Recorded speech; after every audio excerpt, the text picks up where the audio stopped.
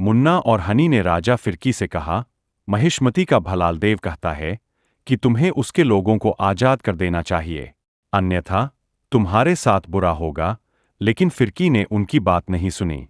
इसलिए भलालदेव ने मरकट साम्राज्य के पानी को खून में बदल दिया। कोई भी इसे पी नहीं सकता था। फिर उसने मरकट साम्राज्य के घरों को मेंढकों से भर दिया। मेंढक हर जगह थे।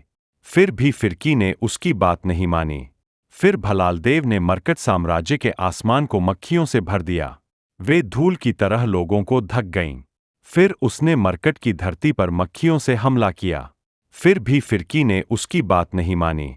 फिर भलालदेव ने मरकट के जानवरों को मार डाला। घोड़े, गधे, ऊंट, भेड़, गाय और बकरियां सभी मर गए। फिर उसने मरकट के लोगों को घावों से भर दिया। फिर भी फिरकी ने उसकी बात नहीं मानी। भलालदेव ने मरकट की फसलों को नष्ट करने के लिए ओले बरसाए।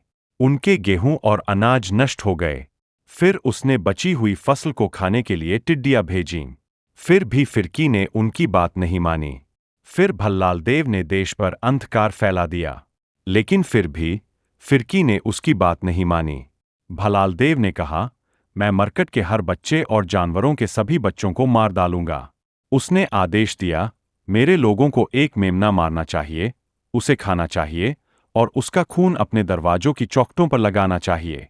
मैं उस खून को देखूंगा और उनके घरों के ऊपर से गुजर जाऊंगा। भलालदेव ने कहा, तुम इसे त्योहार कहोगे और इसे हमेशा याद रखोगे।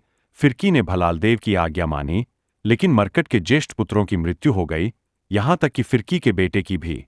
आखिरकार फिरकी ने उनकी बात मान ली।